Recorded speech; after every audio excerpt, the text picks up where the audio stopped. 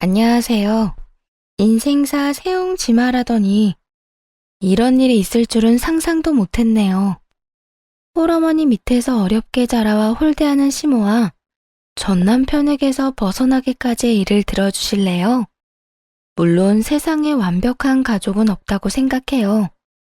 편모 슬아에 어렵게 자라면서도 항상 그런 생각으로 스스로를 위로하며 컸죠. 저라고 원해서 홀어머니 밑에서 큰 건 아니잖아요. 또한 모든 사람들이 그렇듯 가족은 원한다고 가질 수 있는 것도 아니고요. 그런데 시댁 식구들, 특히 시모는 그걸 가지고 매번 무시하고 홀대하기 일쑤였죠.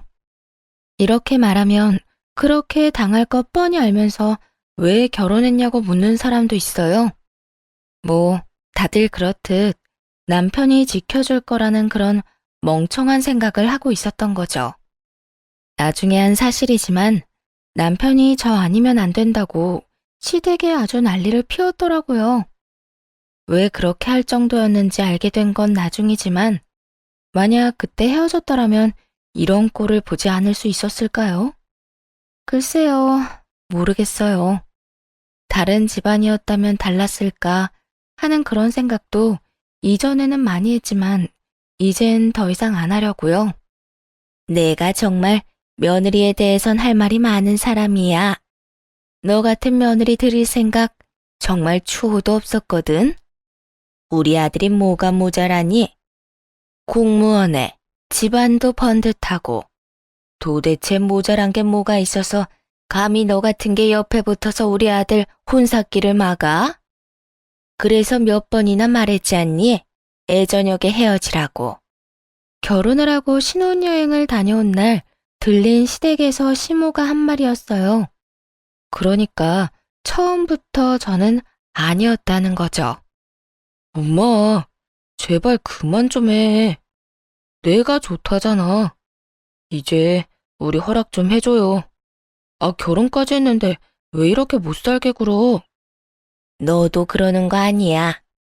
네 앞날 걱정하는 엄마한테 어떻게 그런 말을 해? 네 옆에 있는 걔 좀 봐. 아휴, 내가 정말 부끄럽고 속상해서 어디 가서 며느리가 있다고 이야기도 못해. 하긴 결혼식에 남편 친인척은 잔뜩 왔는데 시모 지인은 몇 명 안 왔더군요. 그것만 봐도 알 수 있었어요. 시모가 저를 며느리로 인정하지 않는다는 거. 솔직하게 말하자면 결혼은 우리 둘의 일이니 남편과 잘 살면 될 거라고 생각한 게 너무 안일했던 거죠. 그 뒤로도 시모의 막말은 이어졌어요. 남편이 매번 뭐라고 하니 남편과 시부 앞에서는 더 이상 말을 못하고 둘만 있을 때 그러기 일쑤였습니다. 사사건건 트집을 잡아 저와 제 친정을 무시하는 이야기를 해댔죠. 똑바로 좀 하거라. 너 언제까지 아버지 없이 자란 티 낼래? 응? 시아버지 마음에 드는 게 그렇게 쉬운 일인 줄 알았니? 쓸데없는 짓 집어치우고 그냥 숨 죽인 듯 지내. 네 얼굴 보면 속 터지는 사람이 여기 한둘이야? 하긴 엄마 혼자 뭘 가르쳤겠어. 먹고 사느라 바빠서 애 교육은 뒷전이었겠지. 아으, 지긋지긋해. 언제까지 내가 네 뒤치다거리 다 해줘야 되니? 시부에게 사드리는 선물 하나조차 해도 그런 소리를 들어야 했어요. 게다가 밥상 차리는 것까지 시모에게 한 소리를 들어야 했죠. 그건 거기 아니야. 너는 밥상 차리는 거 하나도 제대로 못 배웠으면서 무슨 결혼을 한다고? 아유, 내가 뭘 바라겠어. 엄마 혼자 키운 딸려니 무식한 게 당연한 거겠지. 어쩜 순진하고 불쌍한 얼굴로 속만 뒤집어 놔? 지금 내가 하는 말이 심하다고 느껴지는 것 같지? 아니야. 그거 다들 그렇게 생각하고 있는 거야. 집안일도 제대로 못해서 보는 사람 속만 뒤집고. 도대체 네 어머니는 뭘 가르친 거니? 너도 그래. 그렇게 악착같이 살았다고는 하지만 재산도 없어, 가방끈도 짧아, 직업도 마음에 안 들어. 그렇다고 집안일을 제대로 하기를 해? 도대체 너희 집에서는 뭘 하고 산 거니? 먹고 산다고 바빴다는 말은 하지도 마. 홀어머니 밑에서 컸다고 그게 면죄부인 줄 아니? 그거 다 티가 나는 거야. 아무리 숨기려고 해도 사람들이 다 안다고 부모 없이 큰 거. 뭐를 하든 트집을 잡아서 집안 욕을 하는 시모를 보며 물론 가만히 있지만은 않았어요. 처음부터 그럴 수 있었던 건 아니었지만요. 사사건건 트집을 잡으니 그냥 아무것도 안 했거든요. 그랬더니 이번에는 아무것도 안 한다고 화를 내더군요. 너 일도 안 하고 뭐 하는 거니? 어머님이 다 마음에 안 드신다고 하셔서요. 자꾸 배운 게 없다고 하시는데 배울 시간도 안 주셨으니 이참에 그냥 옆에서 어머님 하시는 거 지켜보면서 배울게요. 뭐? 야, 그냥 너 쉬겠다는 거잖아. 그럼 어떻게 하죠? 어머님은 제가 하는 모든 게 마음에 안 드시니 그냥 어머님이 하시는 게 나을 것 같은데요. 어머니도 마음에 안 드는 것 보면서 계속 입 아프게 말씀하시는 것보다는 낫지 않겠어요? 서로 보기 싫은 얼굴 안 봐도 될 테니까요. 누가 그렇게 놔둘 줄 알아?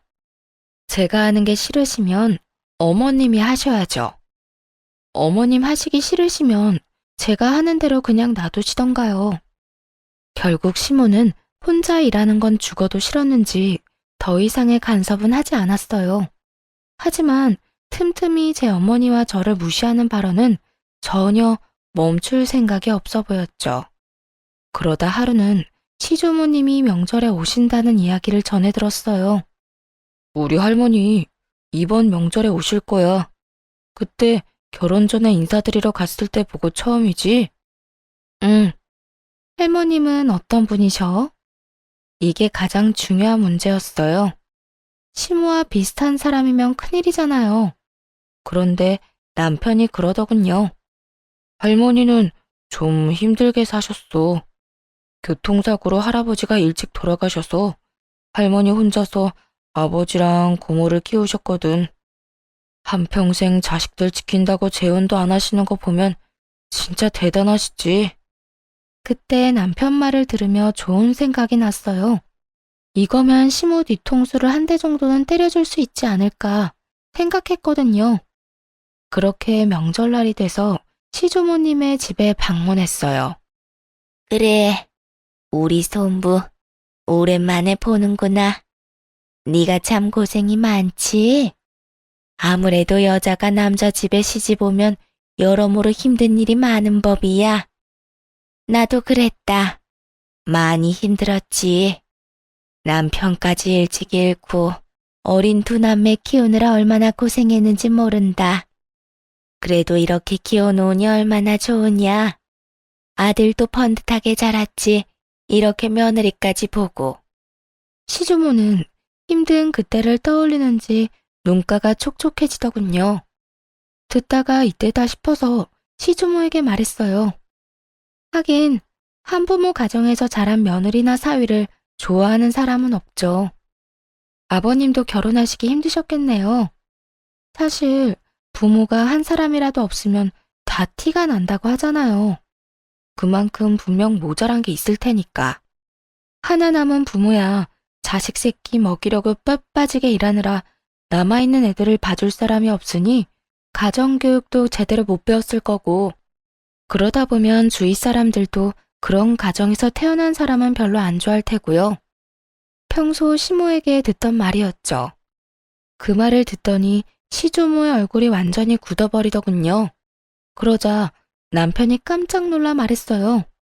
당신 지금 그게 무슨 소리야? 당신도 편모 가정이면서 어떻게 할머니한테 그런 소리를 해? 시부도 표정이 굉장히 안 좋았어요. 그걸 보고도 뭐가 문제냐는 듯 아무것도 모른다는 식으로 대답했죠. 이게 잘못된 말이었나요? 죄송해요. 어머님한테는 매일 듣는 말이었거든요. 그래서 다른 사람들도 다들 그렇게 생각하는 줄 알았어요. 사실 이전에는 어머님이 저를 미워해서 그런 말을 하시는 거라고 생각했는데 아버님께서도 편모가정에서 자랐다는 이야기를 들으니 너무 과하게 생각했던 것 같더라고요. 그런 아버님이랑 결혼한 어머님이라면 아무런 사심 없이 이야기한 거겠구나 싶어서요. 그렇죠, 어머님? 제 말이 끝나자 이번에는 시모 얼굴이 하얗게 질렸어요. 그게 무슨 말이니? 내가 언제 너한테 그런 말을 했어? 너 이렇게 사람 함부로 모함하는 거 아니다? 모함이라뇨. 어머님이 평소에 하신 말씀 반의 반도 안 했는데요. 매번 너희 엄마한테 도대체 뭘 배운 거냐고 그렇게 말씀하셨잖아요. 오늘도 음식 준비하면서 그렇게 말씀하셔놓고선. 에미야, 너 정말로 손부한테 그런 소리를 했어? 어머님, 그게 아니라요. 그게 아니긴 뭐가 아니야. 내가 알기로 손부도 홀어머니 밑에서 자랐다는데. 설마 너 그걸로 저 어린 것한테 시어머니 노릇을 한 거야? 내가 언제 너한테 그런 거 하라고 가르쳤어. 네 마음이 좁고 편협하다는 건 익히 알고 있었지만 설마 네 며느리한테 그런 말을 할 정도로 좁아 터졌는지는 또 몰랐구나. 그래, 그런 이야기를 한 이유가 대체 뭐냐? 이유라도 들어보자. 너 설마 우리 아들이 마음에 안 들었니? 내 자식도 네 눈에는 애비 없이 혼자 자란 티가 나 보이든? 그래서 마음에 안 든 거라도 있어서 그런 말을 한 게야? 어머님, 아니에요. 설마 그런 생각을 하고 있었겠어요? 그냥 저는 며느리로 들어온 애가 생각했던 것보다 못 미치는 애라.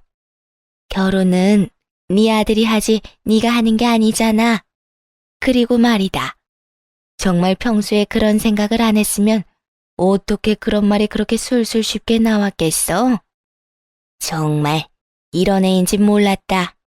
내 앞에서는 항상 웃으며 살랑거리더니 마음속에는 그런 고약한 심보를 갖고 있었어. 어머님, 죄송해요. 제가 실언을 했어요.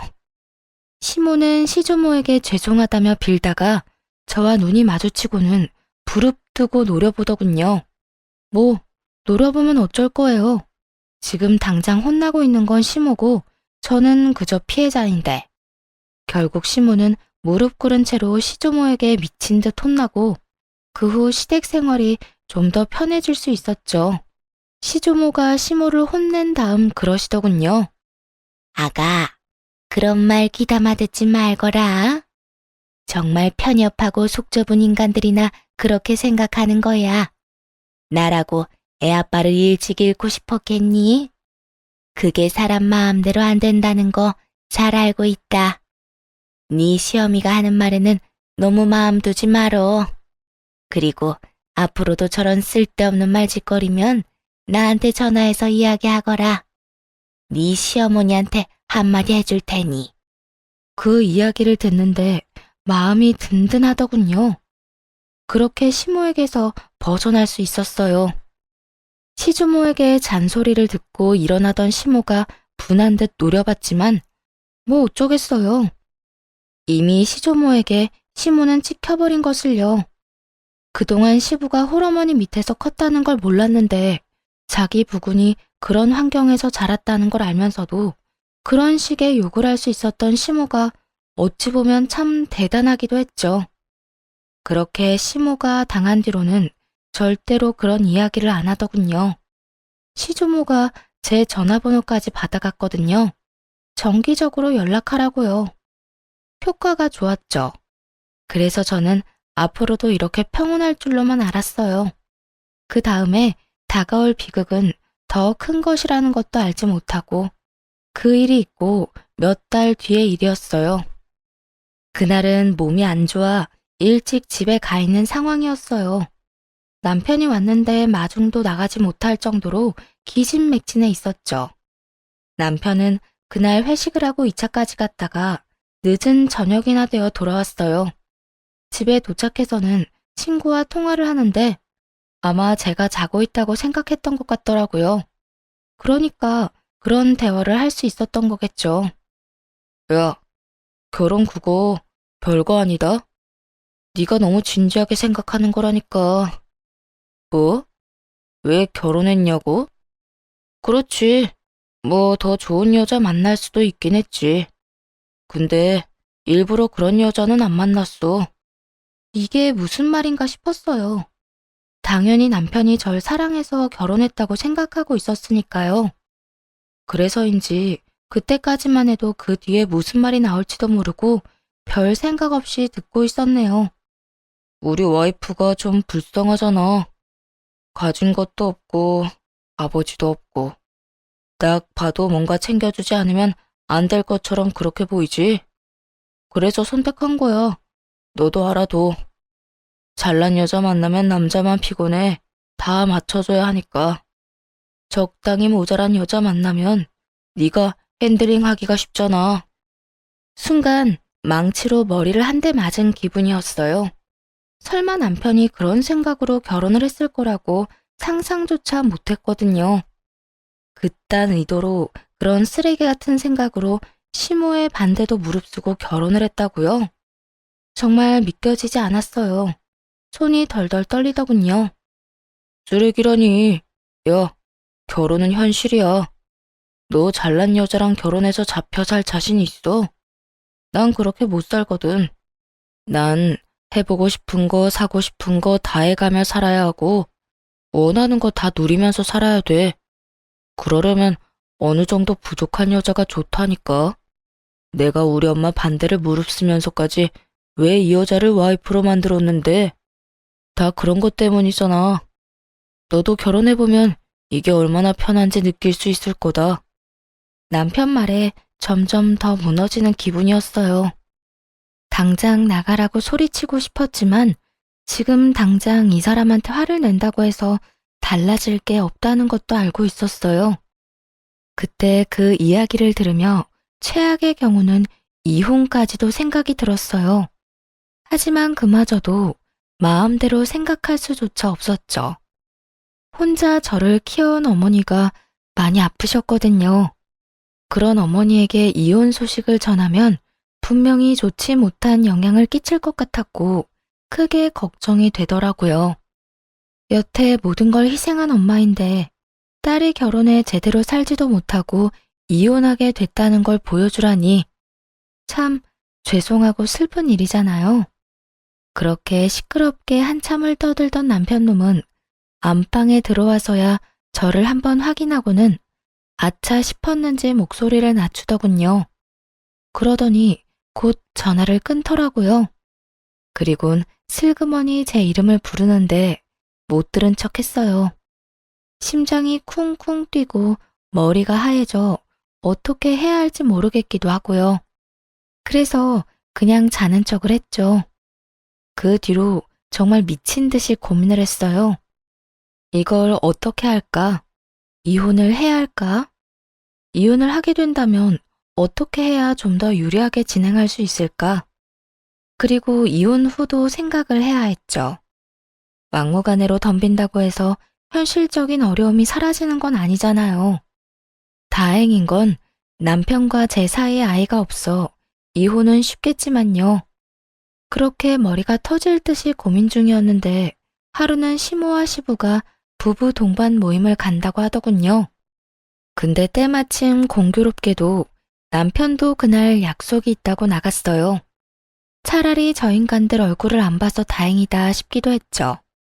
혼자가 되자 오늘은 뭘 할까 고민하다가 친정엄마를 찾아가 넌지시 이 상황에 대해 말해보기로 결심했어요. 엄마는 어떻게 생각하는지 알아볼 생각이었어요.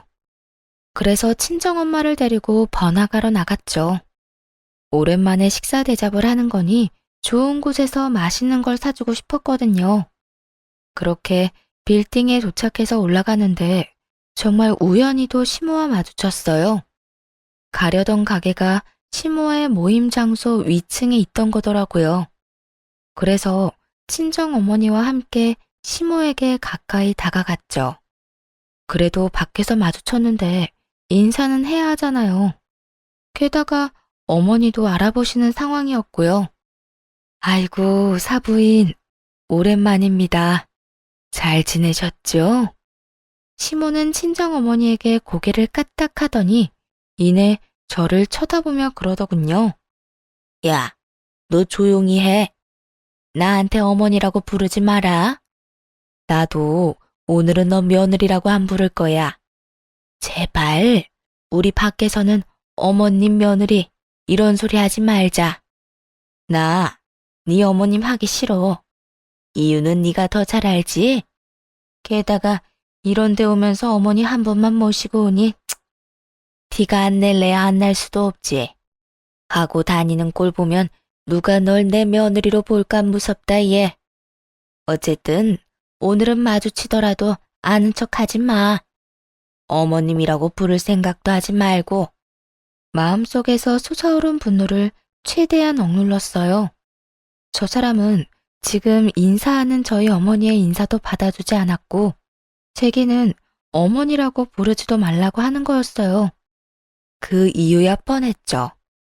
자기 지인들에게는 보여주고 싶지 않다는 얘기니까요. 자존심도 상했지만 정말 눈물 날 만큼 열이 받았어요. 그런데 그 와중에 더 열이 받았던 건 뭔지 아세요? 남편이 그 모임 장소에 있었다는 거예요. 알고 보니 시모와 시부의 부부 모임이면서 자식들 내외도 다 같이 오는 모임이었던 것 같더라고요. 어릴 때부터 함께한 지인이다 보니 아마 자식들끼리도 친한 모양이었죠. 그런데 며느리인 저는 쏙 빼놓고 아들놈만 데려간 걸 보니 정말 뒤통수 맞은 기분이었네요. 게다가 이런 장소에 가면서 한마디 말도 없었던 남편에게도 마지막 정이 다 떨어지는 순간이었어요. 정말 그나마 남아있던 잔정도 말이죠. 예, 너희 시어머니 저기다 무슨 소리니? 왜 아는 척을 하지 말래? 너 혹시 결혼하고 무슨 일이 있었어? 아니야. 엄마 먼저 위에 가서 잠깐 있어. 아버님한테 인사만 하고 갈게. 저런 말을 듣고 엄마에게도 이런 꼴을 보이고서 이대로 그냥 갈 생각은 눈꼽만큼도 없었거든요. 시모의 저런 행동과 남편의 모습을 보니 그제야 깨달았거든요. 여기서 아무리 더 불행해진다고 한들 저 인간들이랑 같이 살면 그거야말로 더 불행하면 불행했지 나아지진 않겠구나라는 걸요. 거기까지 생각하고 일부러 시부를 찾아갔어요. 시부를 찾는 건 쉬운 일이었어요. 남들보다 키가 크셨거든요. 그 연세치고는. 성큼성큼 걸어가서 지인들과 함께 있던 시부에게 인사를 했어요. 안녕하세요, 아저씨. 제 호칭에 시부가 경악하더군요. 당황하며 제게 말했어요. 아가, 갑자기 웬 아저씨냐? 아, 방금 이 앞에서 시어머니를 만났는데 어머님이라고 부르지 말라고 하시더라고요. 절 며느리라고 소개하기 싫으신 것 같아서요. 그런데 그런 상황에서 아버님을 아버님이라고 부르면 어머님이 얼마나 황당하시겠어요. 그래서 어쩔 수 없이 아버님을 아저씨라고 불렀어요. 죄송해요. 그런데 어머님도 참 너무하시네요. 아무리 제가 탐탁지 않다고는 하셔도 그렇지 제 어머니의 인사까지 그렇게 무시할 필요가 있었을까요? 그 말에 시부 얼굴이 순식간에 당황으로 변하더군요. 설마 사부인이 보는 앞에서 너한테 그런 이야기를 한 건 아니지? 저희 어머니 보는 앞에서 말씀하셨고요. 저희 어머니 그거 다 들으셨어요. 이젠 저도 어떻게 해야 될지 모르겠네요. 제 이야기를 들은 시부가 노발대발하며 시모를 찾더군요. 그 덕에 남편도 시부가 있는 곳을 찾아왔어요. 그리고는 제가 여기 있는 것을 보고 깜짝 놀라더군요. 당신이 왜 여기 있어? 왜? 내가 오면 안 되는 곳에 왔어? 아니, 그게 아니라, 그런데 왜 이렇게 소란스러운데? 그건 당신 엄마한테 물어봐. 결국 시끄러운 소리에 시모가 시부를 찾아왔죠.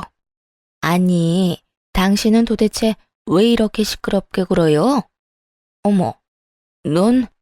시부에게 말을 걸다가 그 앞에 있는 저를 보고 깜짝 놀라더군요.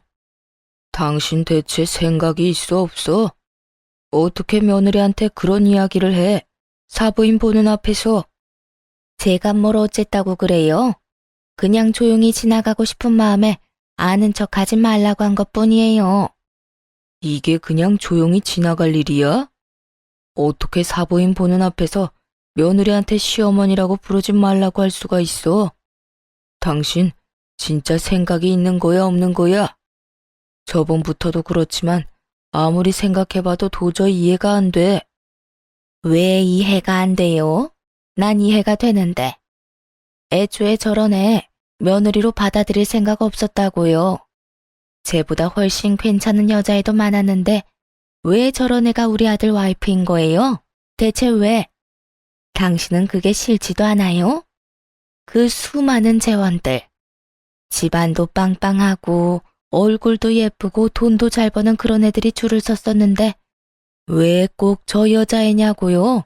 아무것도 없잖아요. 돈도 없고 그렇다고 집안이 좋은 것도 아니고. 지금 그걸 말이라고 해? 당신 아들이 좋다잖아. 좋아해서 결혼한 사람한테 뭘 더 바라는 건데? 두 분이 크게 싸울수록 남편 놈 표정은 일그러져 가더군요. 그러더니 저를 어디론가 끌고 갔어요. 그렇게 조용한 곳에 도착하고서 곧 따지듯이 묻더군요. 아무리 그래도 그렇지. 사람이 이렇게 많은데 어떻게 두 분 싸움을 붙일 수가 있어? 너 이거밖에 안 되는 애였어? 이야기를 다 듣긴 들은 거야? 내가 당신 어머니한테 어떤 취급 받았는지 당신이 알고 그런 소리 하는 거냐고. 엄마가 당신한테 그런 얘기하는 거 하루 이틀 일도 아니잖아. 그거 하나를 못 참아서 이런 일까지 벌이는 거 넌 너무하다고 생각하지 않아? 우리 가족한테 미안하지도 않냐고. 내가 뭘 미안해해야 하는데? 너희 어머니한테 어머님이라고 안 부른 거? 아버님한테 아저씨라고 부른 거? 그럼 아는 척 하지 말라는데 무시하고 왔어야 했어? 놀란 우리 친정엄마 놔두고? 너야말로 나한테 미안하지도 않아? 넌 왜 나한테 거짓말하고 여기 왔는데? 너도 내가 마누라인 거 어디 가서 말하기 싫어? 그건 엄마가 이야기하지 말라고. 이런 행동이 문제인 거야. 그럼 당신 엄마가 당신더러 나랑 이혼하라고 하면 당신은 이혼하겠네? 그건 아니지. 내가 당신하고 결혼하려고 얼마나 애를 썼는데. 당신도 알잖아. 내가 엄마 설득한 거. 그래. 그래서 내가 등신같이 그거 믿고 당신이랑 결혼했지. 근데 너도 너희 엄마랑 똑같아. 너 얼마 전에 나 자는 줄 알고 신나게 떠들더라. 내가 불쌍해서 결혼했다며? 어느 정도 부족한 게 있어야 말 잘 듣는다고. 네 이상형에 대해서 잘 들었어. 그런데 그렇게 부족한 여자라도 이혼은 요구할 수 있지. 내가 그간 너희 엄마한테 무시당하면서 이혼 생각 안 해봤을 것 같아? 그런데 참았어. 근데 오늘 우리 엄마도 똑같이 무시당했거든? 그건 못 참겠더라. 그래서 너랑 이혼하려고. 당신 엄마 그렇게나 며느리가 싫다는데 내가 때려치울게. 그게 너도 좋잖아. 그러니까 너도 아웃이야. 야, 네가 뭔데 나한테 아웃이니 많이 해. 너 따위가 나한테. 그래, 너한테 나는 그따위지. 더 좋은 여자 만나서 살면 되잖아. 왜 그따위 여자한테 매달려? 왜? 너무 잘난 여자 만나면 맥도 못 추릴까 봐 그래? 너무 돈 많은 여자 만나면 네 맘대로 못할 것 같아서 그러냐고. 나같이 부족한 여자 만나야 네 맘대로 살 수 있으니까. 이런 인성 파탄자 같으니 그걸 사랑이라고 믿은 내가 미친년이지. 야, 말이 심하잖아. 심해? 네가 더 심해, 이 나쁜 놈아. 너도 네 엄마도 최악이라고. 부족한 마누라가 다루기 쉽다고? 그 부족한 마누라한테 이혼이나 당해봐. 그날 그렇게 남편놈에게 이혼을 요구하고 친정엄마와 식사를 했어요. 그리고 친정엄마에게 이혼 이야기를 슬쩍 꺼냈죠. 자세한 이야기는 하고 싶지 않았는데 그걸 아셨는지 어머니도 더 묻지는 않더라고요. 하지만 이전의 시모와의 대화로 시댁에서 어떤 취급을 받고 있는지 다 파악하신 것 같더군요. 그렇게 식사를 마치고 집에 돌아와 짐을 싸고 있으니 남편 놈이 옆에 붙어서 계속 말을 걸었어요. 당신 진짜 나랑 이혼할 거야? 내가 한 번만 봐줄 테니까 다시 한 번만 생각해봐. 난 당신이랑 이혼 못해. 내가 지금 당신이랑 이혼해봐. 내 평판이 어떻게 되겠어? 당신이 어찌 됐든 나는 이혼남 딱지 달고 사는 거 싫다고. 그러니까 이혼은 꿈도 꾸지 마. 기가 찼습니다. 이혼을 하기 싫다는 남편놈의 이유는 자기 평판 때문이었어요. 그렇게 짓거리더니 이혼하고 싶지 않다며 협박을 하더군요. 그렇지만 시모의 반응은 달랐어요. 굉장히 좋아했거든요. 짐을 싸는데 기분이 정말 더럽더라고요. 그리고 오기도 생겼죠. 내가 너희보다 더 잘 살아내겠다고. 그래서 결국에 웃는 사람이 나라는 걸 보여주겠다고 말이죠. 그런데 언제나 힘든 일은 한꺼번에 오더군요. 이번에는 이혼 소송 도중에 친정엄마가 돌아가셨어요. 원래부터 몸이 안 좋으시긴 했어요. 그래서 병원 진료도 받았고요. 그런데 시모와 마주치고 저의 상황에 대해 아신 뒤로 컨디션이 급격히 안 좋아지시더니 그렇게 손 쓸 틈도 없이 돌아가셨죠. 너무 힘들었어요. 그런데 어떤 멀끔한 아저씨가 와서는 부의금으로 1억을 내고 가신 분이 계셨어요. 그것도 제게 직접 전해주셨죠. 그 아저씨를 붙잡고 물어봤어요. 왜 그렇게 큰 돈을 준 것인지. 내가 아가씨 엄마한테 신세를 많이 줬어. 사실 그 돈으로도 모자라지. 더 주고 싶은데 아가씨가 그걸 안 좋아할 수도 있다는 생각이 들어서 자제한 거야. 엄마에게 신세를 졌다고요? 엄마는 그런 얘기 없었는데. 혹시 혼자서 하기 힘든 일 있거나 버거운 일 있으면 나한테 연락해요. 나라도 대신해서 열심히 아가씨 도와줄 테니까. 그 정도로 아가씨 엄마한테 내가 갚아야 할 게 많은 사람이거든. 어쨌든 저는 그 친절한 아저씨가 준 돈과 어머니가 남긴 유산으로 집을 구하기로 했어요. 여자 혼자 집을 보러 다니면 위험한 일이 있을 것 같아 그 아저씨에게 조심스럽게 연락을 했죠. 그리고 생각보다 좋은 집을 생각보다 좋은 조건에 계약할 수 있게 됐어요. 그 아저씨는 저와 함께 다니며 아주 꼼꼼하게 모든 걸 다 알아봐 줬어요. 무엇보다 안전한지부터 확인하더군요. 참 고마운 분이셨죠.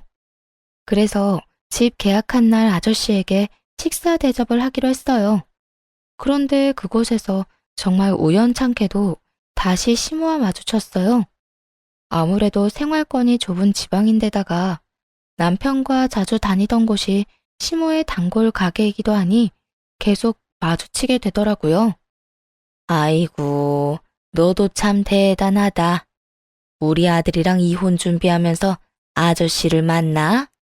벌써부터 다른 남자 잡아서 결혼하려는 생각이니? 정말 천박하다, 천박해. 어머니 혼자 키워서 그런지 생각하는 게 남들이랑 아주 달라요. 하긴, 이제 너도 알 거야. 그게 딱 네 수준이라는 거. 우리 아들이랑 헤어져 주는 것만으로도 고마우니까 내가 더 이상 아무 말은 안 할게. 근데 이건 꼭 말해야겠다. 무슨 일로 여기 왔는지 모르겠지만 오늘은 다른 데서 식사해. 오늘 우리 아들 여기서 중요한 약속이 있어. 그러니까 네가 나가줘. 그 이야기를 듣고 있는데 정말 어이가 없더라고요. 이 가게가 자기 것도 아니면서 뭘 나가라 말아요. 한마디 하려는데 옆에 있던 아저씨가 참지 못하고 나섰어요. 아줌마는 뭔데 우리더러 나가라고 하는 겁니까? 아줌마가 이 가게 사장님이라도 돼요? 사장은 아니지만 이 애랑 내가 그리 좋은 사이는 아니거든요. 그리고 그쪽도 딸 같은 애 데리고 이런 데 와서 밥 먹고 그러는 거 좀 그렇지 않나? 남들 보기 얼마나 부끄러운지도 모르고 하긴 그런 짓 저지르는 사람들은 부끄러움도 모르더라. 저 아저씨를 싸잡아 모욕한 시모의 입은 정말 한 대 쳐주고 싶을 만큼 얄미웠어요. 제가 여기 사장 지인입니다. 아주머니야말로 정신이 나갔네. 나랑 이 아가씨가 어떻게 그런 사이로 보여요? 뭐 눈엔 뭐만 보인다더니 생각하는 것도 천박한 것이. 아가씨는 대체 이런 사람이랑 어떻게 하는 사이야? 지금 이혼 소송 중인 전 남편 어머니예요. 아, 이 아줌마가 아가씨 엄마를 무시했다던 그 사람이에요? 아가씨도 무시하고? 네, 저희 엄마가 인사하셨는데 인사도 다 무시하고 엄마 보는 앞에서 저한테 어머님이라고 부르지 말라고 너 같은 며느리 부끄러워서 어디 내놓기 힘들다고 그렇게 말씀하셨던 그분이세요. 제 말이 끝나자마자 아저씨는 시모를 아래 위로 훑어봤어요. 그런데 시모도 지지 않고 아저씨를 아래 위로 훑어보더군요. 그러더니 아저씨 하는 말은 싹 다 무시하고 저한테 이야기하더군요. 안 나갈 거면 우리 아들 방해나 하지 마. 우리 아들 오늘 선 보는 자리야. 선볼 여자분 집안이 빵빵한가 보죠. 빵빵하다 마다. 부모님이 의사야. 그것도 꽤나 큰 병원에 계시고 너하고는 비교조차 안 되지. 그럼 학교도 좋은데 나왔겠네요. 당연한 얘기 아니니? 인서울의 유명한 대학 나와서 해외 유학까지 한 채원이야. 한마디로 엄청 잘난 여자란 얘기네요. 뭐 어차피 안 될 것 같은데 잘해보세요. 제가 그렇게 말하자 저에게 따지고 싶어 하던 시모가 입구 쪽을 보고 살짝 눈이 굳었어요. 며느리감으로 시모가 점 찍어 놓은 여자가 들어오고 있었던 거죠. 시모는 제게 한마디도 없이 후다닥 그 여자가 들어오는 곳으로 향했어요. 그걸 뒤로 하고 아저씨와 식사를 하고 이야기를 나누고 있었어요. 그런데 예상보다 일찍 남편의 선자리가 끝났더군요. 게다가 주선자들이 있는 상태로 말이죠. 여자 쪽 사람들이 나가자마자 시모가 제게 왔어요. 도대체 이게 다 무슨 일이냐? 너 뭔가 알고 있지? 마지막에 그 아가씨 오기 전에 너 나한테 뭐라고 했잖아. 그런데 시모가 그런 이야기를 하는 도중 남편 놈이 저를 알아보고는 딱 달려오더군요. 당신도 여기 있었어? 날 봤으면 아는 척 해야 될 거 아니야. 그리고 옆에 이 아저씨는 누군데? 너 설마 그동안 다른 남자 만났어?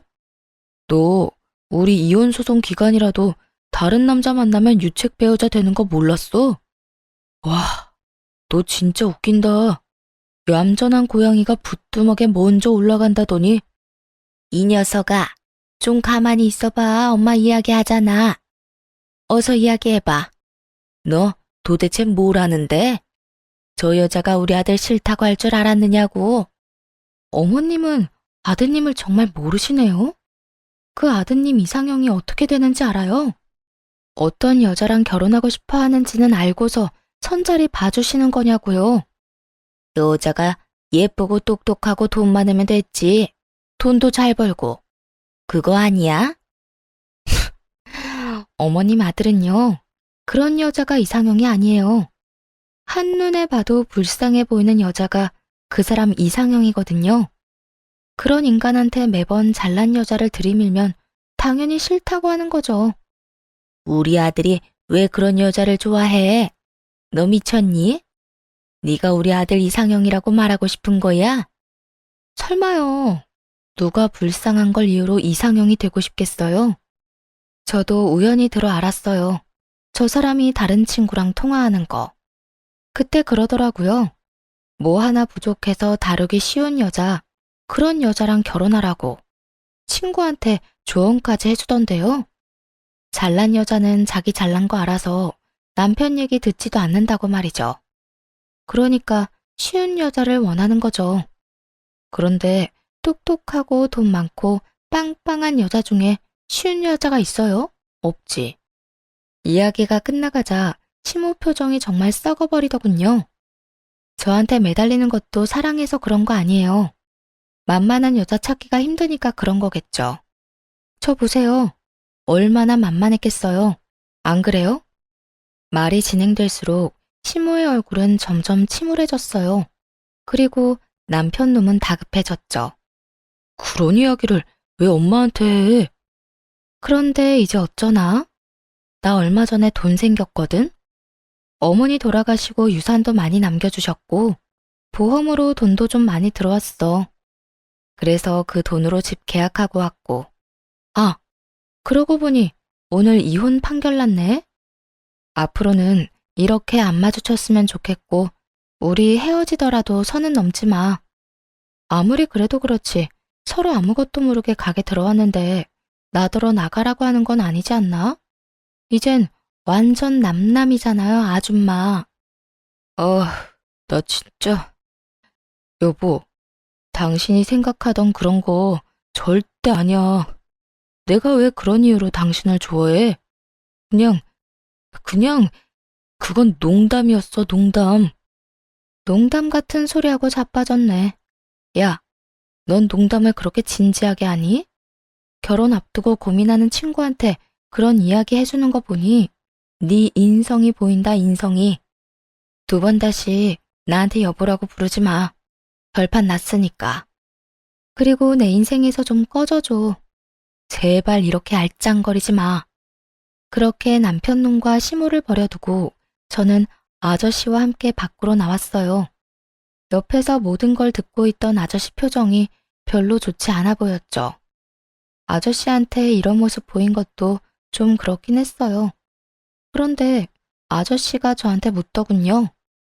아버지 없다고 힘들게 산 것 같아서 마음이 안 좋네. 혹시 아버지 원망하거나 그렇진 않아요? 아, 아버지요? 저 어릴 때부터 없었거든요. 완전 갓난쟁이 때부터. 사실 나 버린 건 원망 안 해요. 무슨 기억이라도 있어야 원망을 하죠. 누구를 어떻게 원망해요? 그런데 엄마는 달라요. 엄마는 계속 울었거든요. 재혼도 안 하고 매일매일 아버지만 그리워하면서. 돌아가실 때쯤에는 그런 말씀 없으시긴 했지만 그래도 그런 거 보면 원망스럽기도 하고 그래요. 그때 아저씨가 침울한 얼굴로 저한테 조심스럽게 말을 꺼냈어요. 아가씨, 미안해. 사실은 내가 속였어. 아가씨한테 처음 나타났을 때 내가 누군지 말했어야 됐는데 이야기를 못했어. 나도 마음의 준비를 하고 싶었거든. 사실은 내가 아빠야. 놀랐지? 사실 어느 정도 짐작은 하고 있었어요. 보통 누가 가족도 아닌 여자를 이렇게 친절하게 도와주겠어요. 그리고 어머니가 가지고 있던 아버지 사진이랑 비슷하게 생기셨더라고요. 많이 늙었지만 그래도 비슷해 보였죠. 어떻게 절 찾았어요? 네 엄마가 연락했어. 그 사람은 다 알고 있었지. 내가 어떻게 사는지. 그렇게 우리 어머니한테 쫓겨나다시피 나가고서는 내가 아무리 찾아도 못 찾던 그 사람이었는데 죽을 때가 다 돼서 그런가 남겨진 딸 생각 때문에 그랬나. 나한테 연락이 왔더라고. 우리 딸 지켜달라고. 참 울컥했어요. 여태껏 피해 다녔던 아버지에게 연락한 이유가 저 때문이라는 걸 알게 돼서 아마 살 날이 얼마 남지 않은 것을 당신도 아시고는 연락하신 거 아니에요. 그때 시어머니가 저와 친정엄마를 무시한 일 때문에 엄마도 충격받았던 것 같아요. 제가 시댁에서 그렇게 무시당하는 걸 어머니가 그때 처음 아셨거든요. 마지막 가는 길에 짐만 안겨드린 것 같아 죄송한 마음뿐이었어요.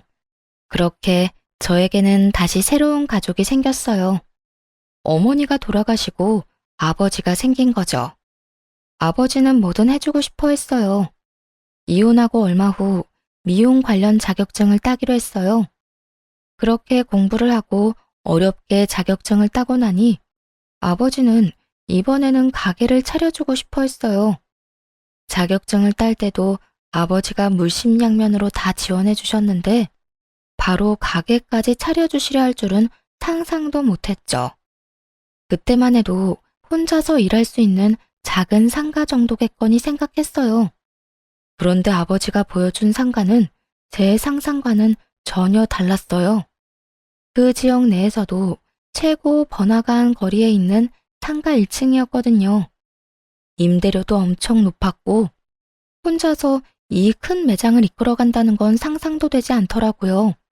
하지만 아버지는 뭐 어떠냐고 일단 보기나 하라는 반응이었어요. 그래서 저도 별 부담 없이 그냥 보기는 했죠. 아버지가 딸한테 잘 보이고 싶었나 보다. 이 정도로만 생각했거든요. 그렇게 상가를 둘러보는데 전 시부와 전 시모를 마주하게 됐어요. 같은 생활권이라는 게 참 짜증나더군요. 이렇게 마주치는 일이 있으니까요. 네가 여기는 웬일이냐? 상가를 볼 일이 뭐가 있어? 돈도 없고 아무것도 없는 게 여기 와서 허세나 피우고 있니? 남들한테 돈 많은 것처럼 보이고 싶었어? 그리고 이 아저씨는 도대체 누군데 매일 끼고 다녀? 우리 아들이랑 이혼하고 이런 늙은 아저씨랑 만나고 다니는 거야?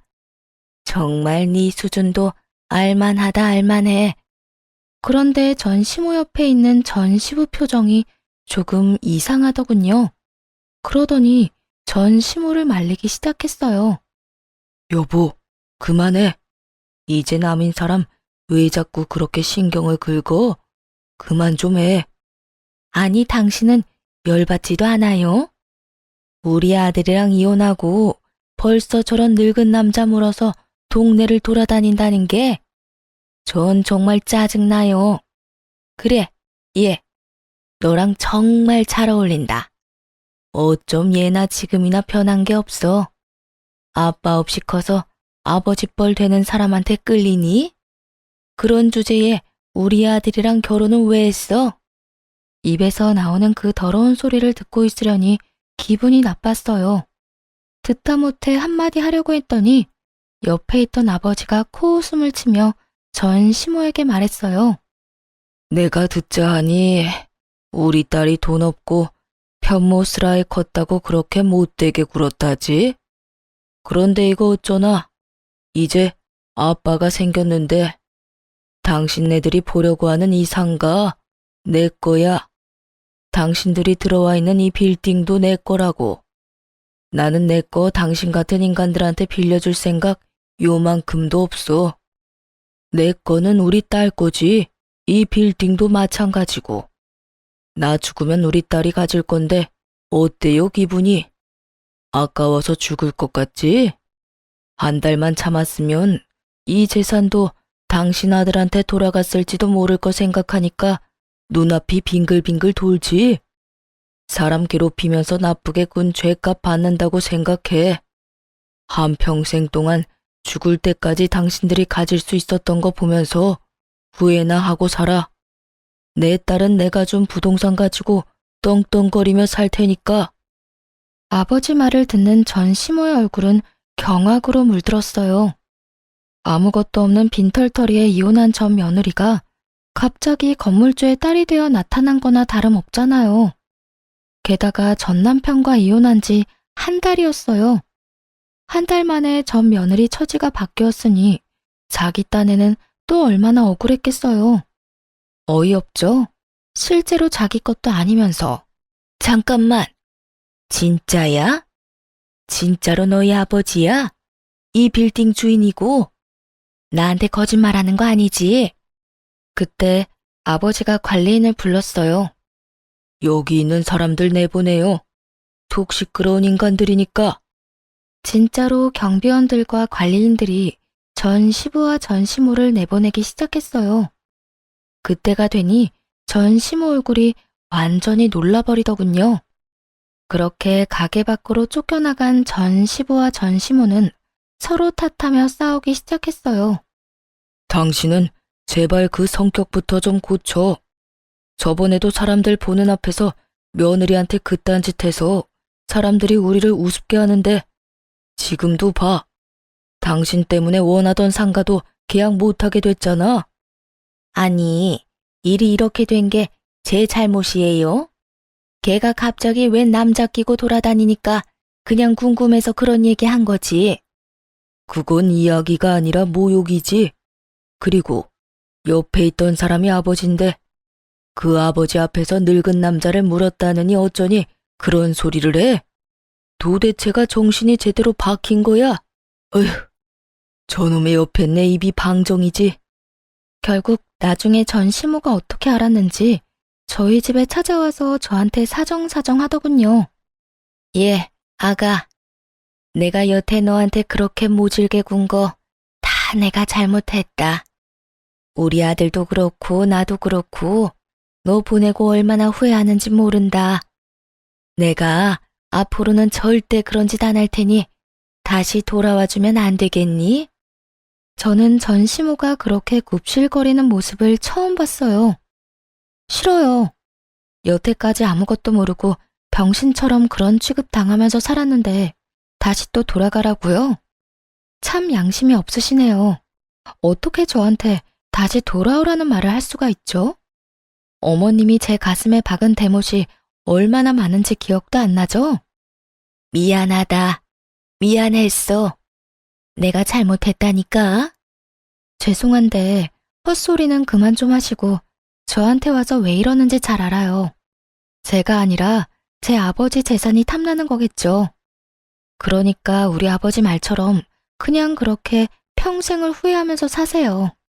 가지지 못한 거, 가질 수 있었던 거, 반쯤은 손에 들어왔던 거, 이 근처 지나가면서 항상 그렇게 느끼시라고요.